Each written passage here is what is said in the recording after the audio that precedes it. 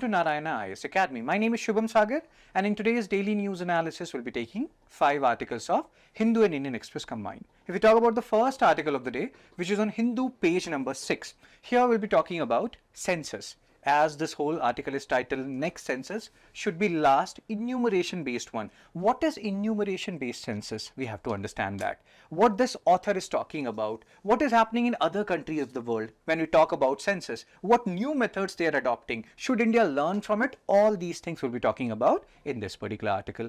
If we talk about the second article of the day, which is on Indian Express page number 5, here we'll be talking about critically endangered elongated tortoise. Why they are in news, what happened in Aravallis, what is this critically endangered status, what is IUCN, what is a difference between tortoise and turtle. All these things we'll be talking about when we are talking about this particular article. If we talk about the third article of the day, which is on Indian Express page number 13, here we'll be talking about Mpox. Mpox is in news. Why Africa is the epicenter, why there was a delay when they were getting vaccine, why there was a delay. All these are questions which is hovering around people's mind. We'll try to answer some of these questions. If we talk about the fourth article of the day, which is on Indian Express page number 10, here we'll be talking about a mission, audacity of a mission, and that particular mission is SBM, Swachh Bharat Mission. It has different components, SBM Urban, SBM Grameen, we'll be talking about that. If we talk about the last article of the day, which is on Hindu page number 7, over 70% child deaths in India are linked to malnutrition. So here we have to understand what is malnutrition. We have to understand what is stunting, what is wasting. All these terms we'll be having a look at that. Once we are done with these 5 articles, we'll solve 5 prelims practice and 1 mains practice question. Because as we have discussed earlier, practice makes a man as well as a woman perfect. So let's get started. If we talk about the first article of the day, next census should be the last enumeration-based one. So again, here there is a term, enumeration-based census. What is an enumeration-based census? What is the meaning of it? We'll talk about it. Census 2021, which was supposed to happen in 2021, has been delayed. And now government is doing something about it. But the way, the current method, or the method by which 2011 census or 2001 census was done, according to this author, that method is outdated now. So whatever method they'll be applying, the government will be employing now, and the census is expected to be out by 2026 or 2027. This enumeration-based method is not the way to go forward according to this author. Now, what is the meaning of the term enumeration-based? That is counting-based. So currently, when we'll talk about this particular census and this article as well, you will understand there are 2 ways via which a census is conducted. First is door to door. They will analyze the house, whether facilities are available in the house or not. And the second is population analysis. So housing analysis, population analysis. These are 2 mechanisms by which census is conducted. And here, generally, most of the time what happens is people or census officials, they will go to your door, they will collect the data. According to the author, this method is outdated. This is too time consuming. This is too, lots of resources are getting exploited here, and we need to adopt an alternative method which has been adopted by many European countries, where what they're doing is, that is a register-based method. What does it mean? Let's say we have an Aadhaar-based data, we have PAN card, we have income tax returns. All these data can be clubbed together and a census can be created according to this author. So hope you are understanding what new method this particular author is advocating for. And this is not exactly new. Why? Because this has been done in many European countries with great results. So question related to population, GS1 population, has been asked by UPSC earlier, and we should be ready for it. So what is the context here? India is expected to begin the delayed census exercise, which is supposed to happen in 2021, will be happening or will be getting completed in the next 18 months. And the final report may be available by 2026 or 2027. And this is marking a 16-year gap when we compare it from 2011. And the delay is mainly because of COVID-19 pandemic, and other reasons are also there, but government is primarily attributing COVID-19 pandemic as the reason why the census is delayed. So data discrepancy and census frequency. So again, pay attention to this article. This article is very forward-looking article, and this can give us a lot of idea about how things can be carried out in future as far as census is concerned. So concerns exist about India operating without proper updated census. What is the use of census? When census happens, government collects data. They know how much population is there, how much population is working, what is the total fertility rate, etc., etc. So many things come forward when we talk about a particular census, and that gives government an idea about what health measures to adopt, what educational measures to adopt. All these things happen. So hope you're understanding what we are trying to talk about here and what author is talking about here. But when you're having, let's say, census after 10 years, so 16 years in this particular case, then the data is outdated. Whatever data you have collected is not showing the correct reality on the ground. So concerns exist about India operating without proper updated census data for a long time, leading to a disconnect between reality and outdated census data, which we have just discussed. Conducting a decennial every 10 years was historically done due to massive expense and effort involved. But now we have resources, we have Aadhaar data, we have PAN data, we have other data, we can club it together. We don't need to wait for 10 years. That's what this author is saying. More frequent census is also needed so that we can know the actual reality on the ground. What is happening in India? What is the population? What is the total fertility rate? How many houses have proper amenities, etc., etc. So more frequent censuses could dynamically adjust policy, socio-economic studies, and health program based on real-time data. Proposal for dynamic census and global trends. We should not be waiting for 10 years for census to happen. In this case, it is 16 years. So article supports a register-based and dynamic census model that updates data continuously rather than what we are doing now, updating it for 10 years, or let's say in this scenario, after 16 years. For example, India was preparing software that could automatically register citizens as voters once they reach the age of 18 and remove them upon death. So all these things, all these registers, all these data related to Aadhaar PAN can be used. And it's not like countries are not doing it. Countries like Austria, Finland, Denmark and UK rather are shifting to register-based censuses which rely on administrative expenses or administrative registers in this scenario, like tax data, population data, employment records. All these can be used. You don't need to go door to door. These data can be clubbed together rather than full population survey. And these are more cost-effective as seen in Austria, where the cost of 2011 census dropped dramatically by adopting this method. So is this the way to go forward? Like, can we do these kind of like census can be done via this dynamic method? We need to ponder about it. So now let's talk about census per se. So census, one of the largest and most comprehensive population survey globally. Why? Because we have such a large population. That's why. And again, who conducts this census? Which ministry is involved here? Ministry of Home Affairs, Registrar General Office and Census Commissioner of India. So now the point here is first census conducted in 1871 under British colonial rule, and then every 10 years it was conducted, but there has been a delay. 2021 census has not been in due to COVID pandemic. We have discussed about it. Now Indian census, I've already told you when we were discussing this article at the start that it is generally the current work or the framework of Indian census is done in two phases. So if you talk about the first criteria, house listing and housing census, so we have different schemes related to urbanization or housing schemes in urban area, housing scheme in rural areas. All these gives us a data. But door to door, census officials, they go and they collect this house listing and housing census data as well. Population enumeration. This particular phase focuses on recording personal data such as age, sex, marital status, education, occupation and more. So again, door-to-door survey is done, one related to house listing, other related to population enumeration. And this is actually a very taxing process, very time-consuming process, and lots of resources are also used here.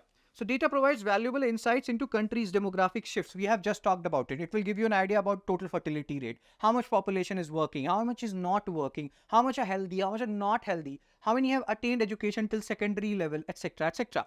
So it informs government policy on development, infrastructure and resource allocation. So census is very important and we should be having our the delayed census as soon as possible. More about the news. So UK government decided to replace its decennial census with more frequent administrative data. Again, the author is reiterating the point that rather than waiting for 10 years, we can continuously update data by taking different registers, different data frames which we have. Like India has Aadhaar, India has voter ID, India has PAN. We can club it together and we can continuously get an idea about our population, our census. So Office for National Statistics in UK gathers data from private sources like supermarkets and transport services. This dynamic system constantly updates. But there is a criticism here that maybe all the information will not be getting reflected even when we have integrated these data. Then one or two more additional smaller surveys could be done to corroborate all the data and to arrive at a better picture. That can be done.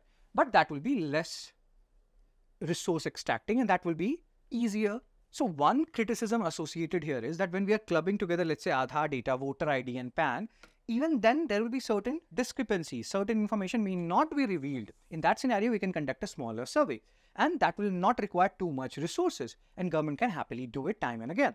So here again, India can also shift to such kind of frequent administrative data and dynamic system rather than waiting for 10 years. That's what this article is talking about. Now, challenges of integration and conclusion.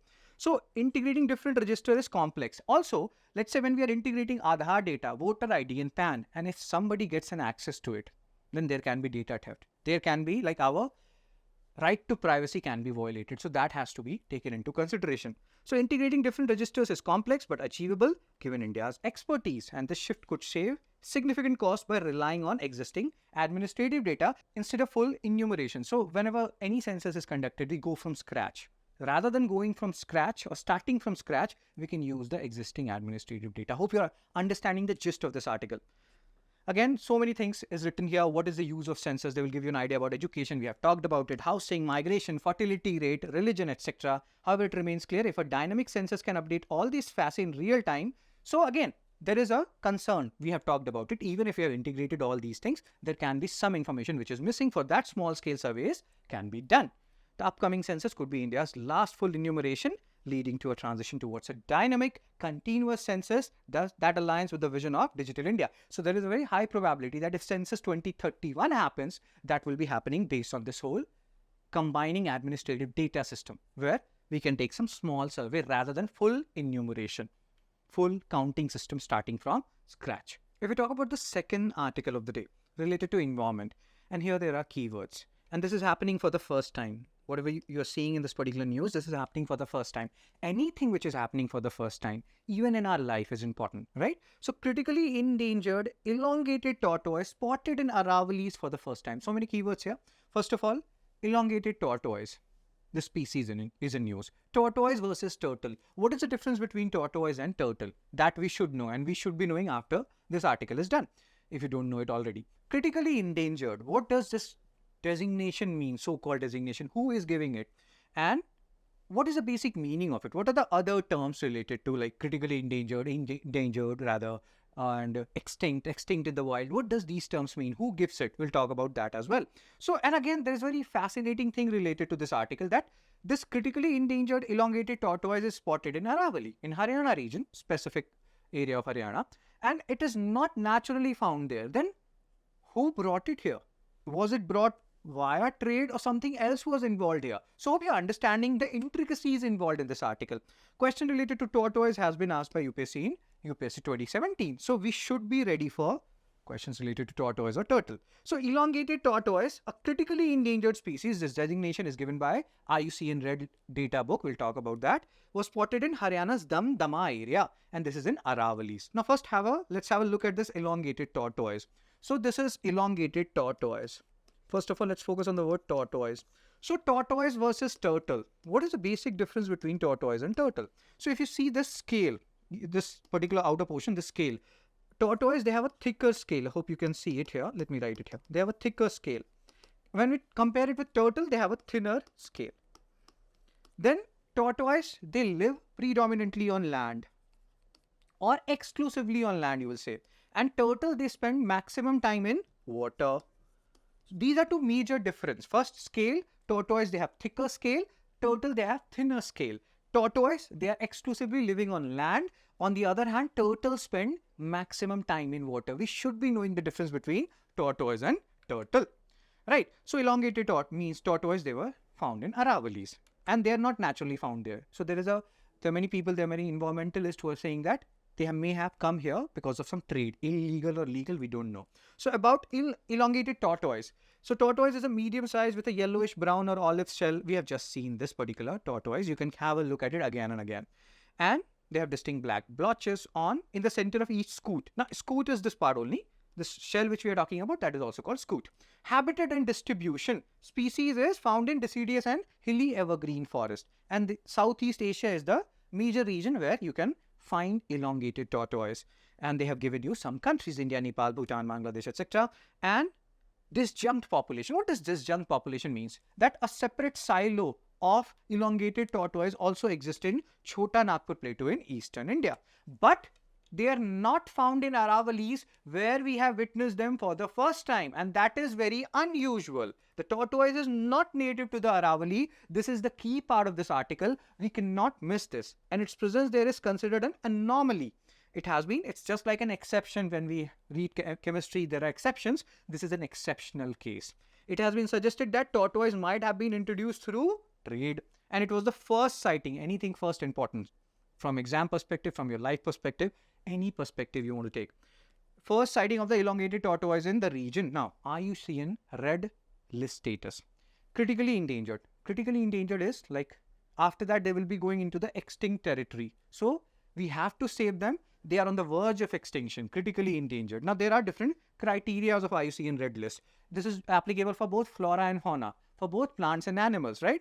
So it is world's most comprehensive inventory of global conservation status of biological species, and it will give you information related to the range where they are present, what is the size, what is the habitat, threat, conservation actions. Now, assessment categories, pay attention here. Extinct, they no longer exist. Extinct in the wild means maybe you can find them in some zoological parks, some zoos, but outside that they are not surviving. They species only survive in captivity or outside their natural range, and they are very small in numbers, right?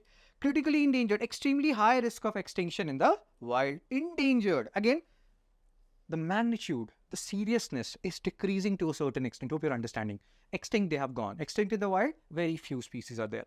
Critically endangered, on the verge of extinction. Endangered, high risk of extinction in the wild. Vulnerable, high risk of endangerment or going into the extremely vulnerable category. And near threatened. So again, least concern, data deficient, not evaluate. Least concern, they are in plenty. Low risk, widespread and abundant. Data deficient means we don't have enough information. And not evaluated means these species have not been evaluated by IUCN. So what is the conclusion here if we come back? So critically endangered, we have talked about elongated tortoise. We have talked about the difference between tortoise and turtle. Hope you understood that. And then we have talked about these particular nomenclatures: critically endangered, extinct, extinct in the wild, least concern, vulnerable. So what is the conclusion here? The tortoise, be it elongated tortoise or different other kind of tortoise, they're facing population decline due to various factors. Human-induced activities, they are one. Exploitation for food and traditional medicine. All these things are causing a decline in the population of tortoise. Opportunistic capture by locals and deliberate hunting with dogs are significant threats. Why we need to keep a tab on all these human-induced activities which are leading to decline in tortoise? Because we are currently going through 6th mass extinction. And if we don't want 7th mass extinction to happen, we have to keep a tab on these human-induced activities, which is leading to a decline in tortoise population among other flora and fauna decrease. If we talk about the third article for the day, which is there in Indian Express Explained section, Mpox is in news. And this article is talking about North-South divide, how Africa is the epicenter of Mpox and how they are suffering a lot. But when it comes to getting vaccines, these African countries, they're not getting the vaccine. Why? One of the major reasons is, directly or indirectly we can state it as their poverty. So the North, so-called North, the richer countries, they are getting the vaccines, although Africa or African countries are majorly affected by it. So again, here we can understand how poverty can impact, or how this North-South divide is playing a crucial role when it comes to addressing this Mpox. So we'll have a look at this. We'll have a look at this article, and questions related to COVID-19 pandemic and these kind of pandemics, they have been asked by UPSC in the past. So what is the point here? So we'll talk about what is the current context. We'll talk about Mpox, monkeypox, what are different strains, which countries are affected by it, what is the issue. We have talked about the issue now. We know the gist of the issue, and the gist of the issue is poverty. People say, na, money is not everything. But this article is making you realize that if money is not even everything, but still it's a very substantial part of major things. So poverty is like impacting Africa in more ways than one when we are talking about Mpox. So the rapid spread of Mpox has become a major global health concern because it is getting transmitted at a very high pace. Sexual transmission is a major issue in countries like Congo, and we'll talk about it, including via sexual activity. Despite Africa being the epicenter of outbreak, we have talked about this thing, and we have talked about it in a very emotional manner. Vaccines were delayed in reaching the region due to high cost, reliance on donations, and bureaucratic delays in approvals from the WHO. Again, these are fancy words. Hope you are understanding. Mainly because they are poor countries. Most of these countries which are getting impacted by Mpox in Africa, poor, they are not getting the vaccine. That is a basic gist of it. WHO's slow approval processes and a lack of urgency from high-income countries further compounded the delay in Africa's vaccine process. Hope you understood what is happening here. So now let's talk about the issue at hand. Mpox, monkeypox. What is it? It is a viral disease caused by virus. First recorded in DRC, Democratic Republic of Congo. A homework for you. Locate this DRC, Democratic Republic of Congo in your world map. Two clades. Clade is a fancy version for types, and there are two clades, and both of them are in Africa only. Clade 1 originating in Central Africa, clade 2 originating in West Africa. And then there will be A1 means 1A, 1B, 2A, 2B. Hope you're understanding. Subvariants will also come into picture. But again, we don't need to do PhD here. We have to understand the issue at hand, which you have got a gist now. That poverty is a curse. Symptoms, rash or mucus. So what happens when you get monkeypox or Mpox? What happens in that scenario? So you will have certain rashes and they will keep on increasing. The intensity will keep on increasing. You will have fever, you will have headache, muscle aches. All these common symptoms are associated with Mpox as well. But the intensity will keep on increasing with each passing day. Transmission, human-to-human transmission is possible. Sexual transmission is a major issue in African countries like Congo. So here we are talking about, and other modes are also there, human-to-human mode. Like let's say we are facing each other face-to-face and we are very close to each other even though we are not doing anything. Even then, the transmission of Mpox can happen. Then indirect contact with contaminated objects like clothing, bedding or towels. So now here the issue, vaccine availability and access. Because most of these African countries which are facing or bearing the brunt of Mpox, they are poor and the vaccine costs are high. Hope you are understanding. Hope you are connecting the dots here. High vaccine costs, delayed access in Africa, especially Democratic Republic of Congo. 3 vaccines are there. Modified Vaccinia Ankara and then MVA. And that is LC16MH Japan and ACAM 2000. Again, you don't need to remember all these things. Just remember 3 kind of vaccines are being used. It's not like single vaccine we are relying on. But even these 3 kind of vaccines, most of the time, the high-income countries, the northern countries, the so-called northern countries of the world, they are taking it. African countries are lagging behind. African nations rely on donations and WHO approvals, causing further delays in vaccine procurement. Because in WHO also, these so-called rich countries, they are having a hegemony. Bureaucratic delays in WHO's emergency use listing. Again, these are technical terms. You don't need to pay too much heed here. Just understand. There is a delay when it comes to approval by WHO. There is a delay when it comes to donations, and all these things are happening because the gist is poverty is a curse.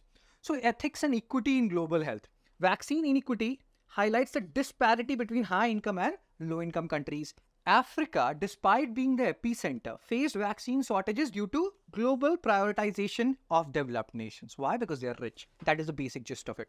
Lack of timely access to vaccines for African countries raises ethical concerns about global solidarity and fairness. And this north-south divide is evident as low-income nations continue to be marginalized in global health crisis, and this has to be sorted out by WHO. That is the basic purpose of WHO, to bridge this north-south divide, and they're not doing it, especially in this particular Mpox case.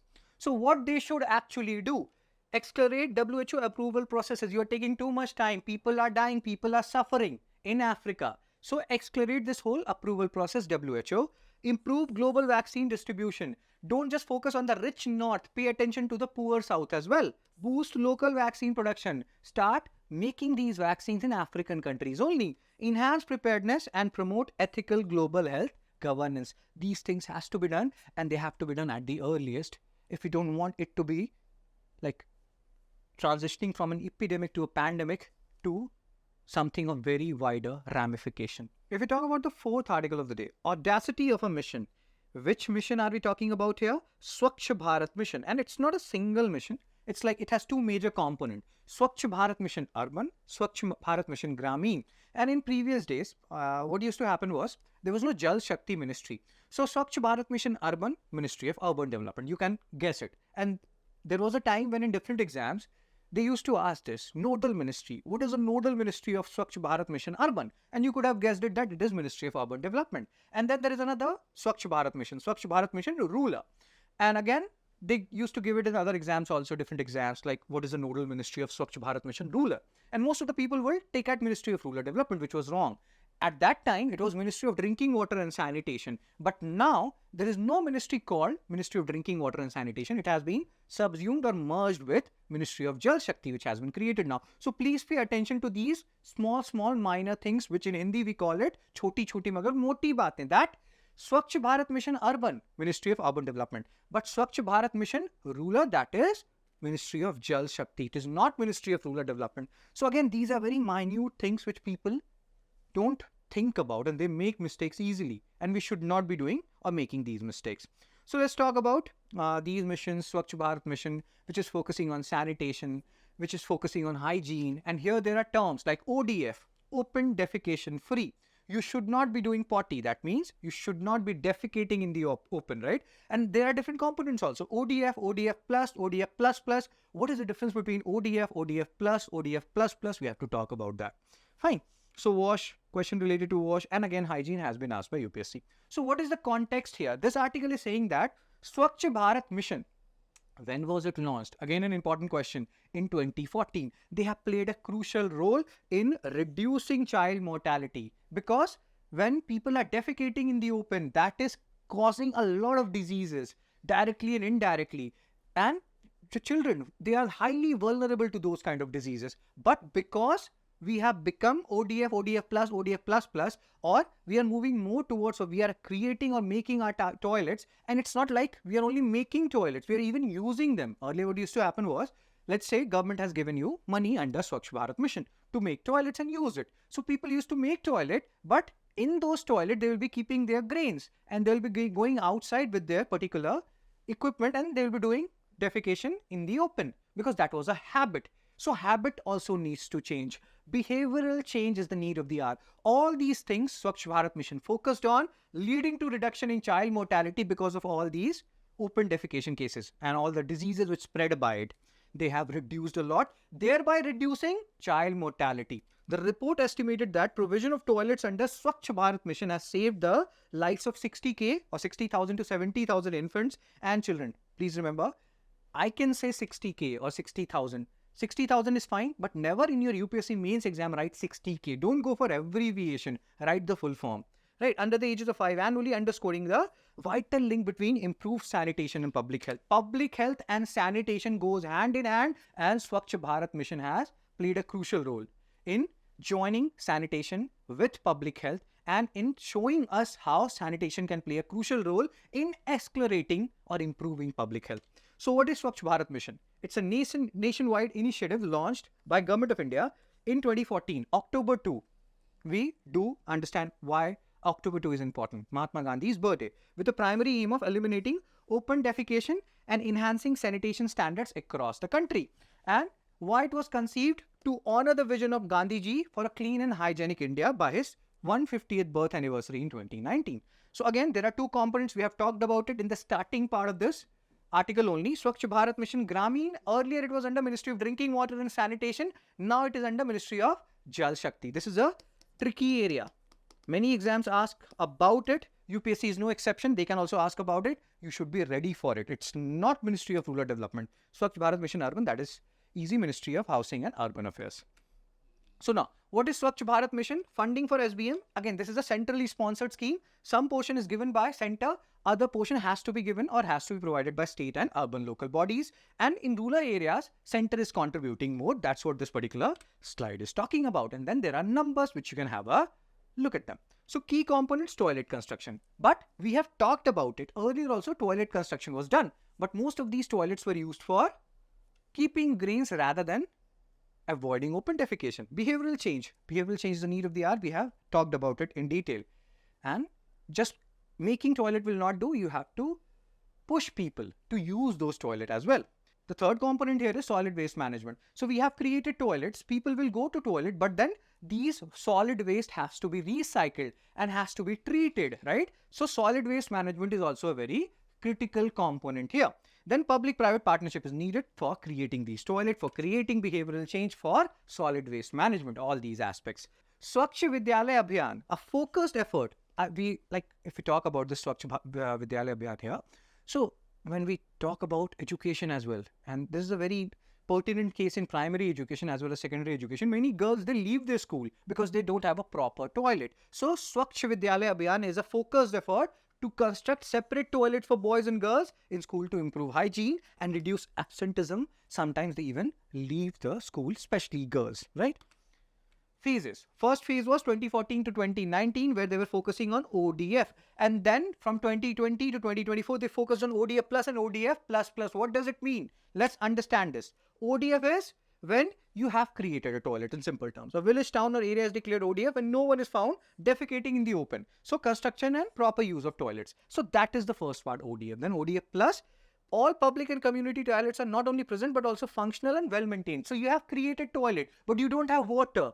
Then it is not ODF plus. You should be having proper water, you should be having proper soaps and everything. So if public and community toilets are not only present, they also have all the amenities which is needed for a particular public or private toilet, then it is ODF plus. Availability of clean functional public toilets. Now we have done like potty and everything, whatever you want to say, it has to be treated. These solid waste has to be treated, and when they are done, like properly treated, that is ODF plus plus. ODF plus plus involves safe management of fecal sludge and sewage in addition to sustaining the standard of ODF plus. Proper connection of toilets to septic tanks or sewage system. We have to treat this solid waste, and when we are doing it properly, we are entering into the territory of ODF plus plus. So ODF, you have functional toilets, nobody is defecating in open. ODF plus, all these toilets, they have all the amenities which is needed. ODF plus plus, solid waste is getting treated. Hope you understood the difference between these three terms, right? If we talk about the last article of the day, in the previous article we have talked about Swachh Bharat mission and how it has reduced child mortality. So here, child mortality is a common component rather in the fourth as well as the fifth article, the current article. 70% child deaths in India are linked to malnutrition. When we talk about malnutrition, now people generally believe that malnutrition is all about when we are having or less calories or less nutrients than actually required. Let's say you require 2000 calories every day and you are having 1000 calories. That is malnutrition. Or let's say you require proper carbohydrates, protein in certain amount, and you're not getting that. But malnutrition is not only about having less nutrients than required. Even when you're eating more, which is leading to obesity and other things, that is also malnutrition. Most of the people don't realize that. So we'll talk about it. This is actually important. Then there are keywords related to, like, what is stunting? What is wasting? We need to know about these terms. What is stunting? What is wasting? Stunting is low height for age. Wasting is low weight for height. They can ask you these. They can give you these words, stunting, wasting, and they can ask you what is the basic meaning of it. So recent studies have noted the significant impact of malnutrition on child mortality, particularly in low-income countries with a focus on India. So low-income countries, again, it's a fulcrum around which, like the topic which was related to Africa, monkeypox virus, low income, money, poverty is a curse. All these is continuously revolving. All these focal or fulcrum top points rather, they are continuously there. Hope you are understanding what I'm trying to say here. So poverty is impacting. What is the basic gist of it? That poverty impacts us in more ways than one. So try to be rich, but via ethical means, right? So what is child malnutrition? This is key component here. Most of the people associated with undernutrition. That let's say people generally say if you are of 60 kg, you should be having at least 60 grams of protein or something. So protein, energy, malnutrition, that means you are not taking enough calories, enough nutrients which is needed. That is undernutrition. Then there is overnutrition. When you're eating more than required, which is leading to overweight and obesity. That is also included in malnutrition. Please understand this. Most of the people don't include it in malnutrition. Hidden hunger.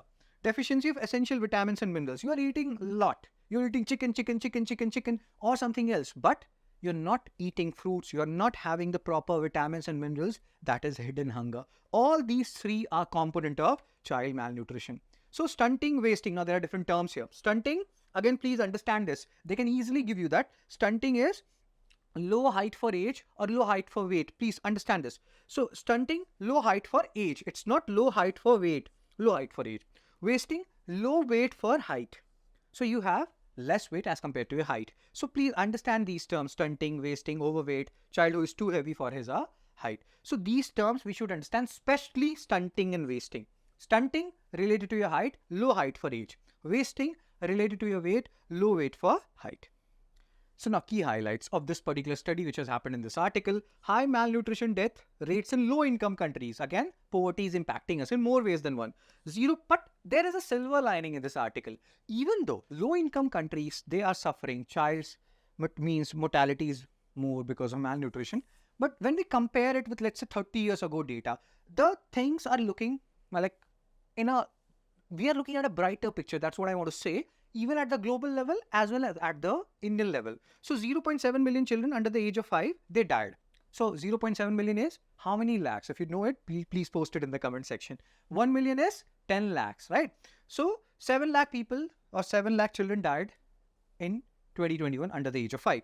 5 lakh were attributed, or 5 lakh of these deaths were attributed to child and maternal malnutrition. They died because of undernutrition or overnutrition or hidden hunger. Hope you understood this. So it's not like they will directly cause death. It will exacerbate things. So let's say you're suffering from some disease and you're suffering from undernutrition also. So undernutrition will exacerbate that particular disease of yours. Hope you're understanding this. So globally in the same year, 4.7 million children under the age of 5 died, 47 lakh. And 24 lakhs were linked to malnutrition in direct or indirect ways. So malnutrition as a risk factor. Children often don't die directly from malnutrition. That's what we're talking about. But from conditions exacerbated by it. You have some other disease, but you're not taking enough nutrients or you're taking too much nutrients, then that can lead to exacerbation of that particular disease. Low birth weight, often due to maternal malnutrition or infectious diseases during pregnancy, is also one of the biggest contributor. Then types of malnutrition. Stunting, wasting, we have talked about. Please pay attention here. Wasting, low weight for height. Stunting, low height for age. You have to understand. We are comparing, in wasting, we are comparing weight with height. In stunting, we are comparing height with age. They are major contributors. And then wealth and malnutrition. What wealth, poverty, like they are the terms which are continuously coming. Death rates from malnutrition are much higher in low income countries. Again, proving the point that poverty occurs. In high-income countries, malnutrition-related deaths are 20 to 50 times lower. And you can see it even in our society. People who are from high-income group, they will eat salads, they will eat chicken, they have much better option compared to people who are from low-income groups who will be eating pizza or burger. It's not only confined to low-income people who are eating pizza or burger, but how we are getting the gist here. They can afford better healthcare. They can afford better food, high-quality food, all these things. So again, high-income people, they are getting benefited in more ways than one. Most deaths occur in sub-Saharan Africa, which is lying below, south of Sahara here, and South Asia, with countries like India seeing high mortality linked to poor nutrition. Not everybody can afford chicken salad or protein salad or paneer salad, which has so much nutrients and so less calories. So again, you can understand the link between poverty and mortality and poor nutrition. Progress in reducing malnutrition linked deaths. So number of child deaths due to malnutrition has significantly declined globally. That's what I was talking about earlier, that there is a silver lining. Although so many childs are dying, but the number has reduced drastically when we are comparing it with 1990. 66 lakh people died due to malnutrition. That has reduced to 24 lakhs in 2021. You can see 63% drop here in India. So we have talked about 5 lakh children under the age of 5 dying because of malnutrition. And it has decreased from 24 lakhs. So again, 80% reduction. Although many children are dying, but the numbers are much less compared to, let's say, 30 years back. Importance of tackling infectious disease. These infectious diseases like diarrhea, malaria and TB, they have played a crucial role in if you tackle it. If you don't tackle it, then more malnutrition related deaths will happen, because again, this malnutrition will exacerbate all these cases and people will die. So again, that's what they are talking about. Improved sanitation. Swachh Bharat mission we have just talked about in the previous article. Support for mothers and babies. Better maternal care. We have Janani Suraksha Yojana, which is world's largest institutional delivery mechanism. All these things are playing a crucial role in safe delivery of babies and in reducing maternal mortality. What is maternal mortality rate? MMR. If you know it, you can post it in the comment section. Efforts to improve child and maternal nutrition are essential to further reduce malnutrition related deaths. So we have done 5 articles. Now it's time for solving 5 prelims practice question and 1 mains practice question. And I have told you in previous DNA videos as well, please post your marks in the comment section, whatever you're getting, 3 out of 5, 4 out of 5, whatever you're getting, even 0 out of 5. Fine.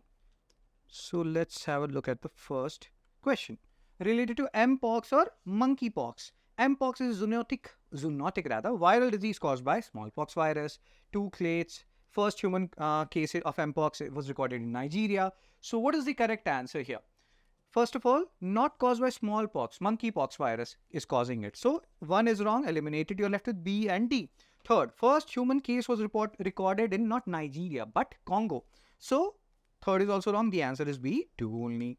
Again, pause me. Once you see this particular question, just pause me, and then once you have done the question, then unpause me and hear the answer. Swachh Bharat Mission launched on October 2, 2014, correct. First statement is correct. So just eliminate options which does not have first. Always use option elimination. Implemented by Swachh Bharat Mission Gramin, not Ministry of Housing and Urban Affairs. That's what we have continuously talked about. Ministry of Jal Shakti. So just eliminate second options, any option which has 2. And then mission was conceived to honor, that is correct. So fourth, Swachh Bharat Mission Urban, again they have just changed the ministries here. So second and fourth is wrong. The answer is A, 1 and 3 only. Third question, ODF. Just see these statements. What is ODF? What is ODF plus? What is ODF plus plus? So again, all the 3 statements are correct. ODF means functional toilets. You have toilets, you're not defecating in the open. ODF plus means all means public and community toilets. They are functional, they are well maintained rather.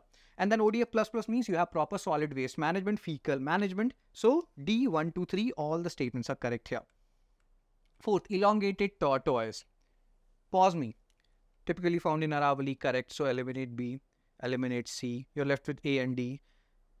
Okay.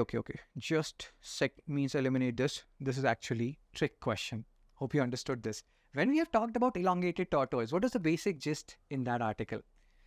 See, I'm playing with you here, playing with your emotions here. We have told, and that was the basic gist, that it is not typically found in Aravalli. That is one of the rarest case when we are finding it for the first time here, and environmentalists are saying that this is happening because of trade. So they are not typically found in Aravalli region. Just eliminate 1 and you're left with B and C now. Just check for 4 now because 2, 3 is common there. A disjunct population is found in Chota Nagpur Plateau. That is correct. Plateau rather. So answer is C, 2, 3 and 4 only. Next question related to wasting, stunting and underweight. Wasting is low weight for height, correct. Stunting is low height for age, correct. And underweight is children with low weight for age. That is also correct. All 3 are correctly matched. Now, means practice question. Discuss the significance of census in India and critically evaluate the potential of shifting from a decennial to a dynamic continuous census model in the context of global trends and technological advancement. Here you have to talk about census, 1871, first census, decennial it is, and then in 2021, it did not happen. The major reason was COVID pandemic, but now it will be happening and we'll be getting the report by 2026-27, but we need a more updated census, not a census which is getting updated after 10 years or 16 or 17 years. And we can use data from Aadhaar, PAN, ID card or whatever, voter ID card, all these can be linked together. And then smaller surveys could be done, whatever we have read in that census article. So census, this will be your intro. You can reduce the amount of lines which are there in intro. But again, whatever lines you can remember. When you have 5 options, you can at least remember 3. So it was happening from 1871. It did not happen in 2021 due to COVID pandemic. All these things you can write in intro. And then in body, you can divide it into different parts. Significance. What is the significance of census? Helps you in policy formulation. Helps government in policy formulation. Census gives us an idea about the employment, the health, education parameters, total fertility rate. All these things will be helping government in policy formulation. Resource allocation. How much money has to be or how much portion of budget has to be allocated to health, education, infrastructure. All these things, they get an idea from census. Demographic insights. Reflect changes in fertility rate, migration patterns. We have talked about it. Now, challenges of current census model. Delayed data. The data which we are reading in 2020 is the data of census 2011. Again, it's a very delayed data. Massive expenditure and effort. We are going door to door to collect housing data and population data. It involves a lot of effort and a lot of expenditure. Technological lag. In a digital era, relying on once in 10 years enumeration is seen as inefficient, particularly when digital records and real-time data are increasingly available. You have Aadhaar, you have PAN, you have voter ID, which is getting updated, right? And which is much more real or much more real-time compared to 10-year-old census data. So, potential of a dynamic census model already happening in countries like Austria, Finland, Denmark, UK. We have seen this. And India is also ready because we have Aadhaar, we have voter ID and PAN card. We only need to link it. But again, we need to take care of data theft and all those things, right to privacy and all those things. Cost effectiveness, when we are clubbing all these data, which is already available, it will be cost effective and it will save much more time. Like lots of resources will be saved also. Unlike when you're having a 10-year enumeration scenario where we are going door to door or census officials are going door to door. Challenges of transition. If you are transitioning to that integration data model or registry data model, what is the issue here? Integration of databases, coordinating various administrative databases is a complex task. It's not easier said than done. That will integrate the data of Aadhaar, means voter ID and PAN. Easier said than done. And it's a complex task that requires robust data management system. Plus data theft, right to privacy, all those issues. Comprehensive data capture. A dynamic census might not be able to capture all data. So smaller surveys need to be done. Supplementary surveys, we have talked about it. Privacy and data security concern. You're integrating all sensitive data on a single platform. What happens if that platform is compromised? So privacy and data security concerns are also issues here, which we need to think about, ponder about. So delayed 2021 census has underscored the limitation of India's traditional decennial census. We need something new. And this whole register-based census, dynamic census is a need of the hour. And the current census will happen. It will be happening with the old model. But there are hopes that when the next census happens, let's say it happens in 2031, then or even before that, we don't even, I think, need to wait for that. That will be hopefully based on a dynamic census and should be based on a dynamic census, because that will give us data on a much more real-time basis, right? So that's it for today's DNA video. If you like this video, do like, share and subscribe and keep watching Narayana IAS Academy channel. Take care, be blessed. See you soon.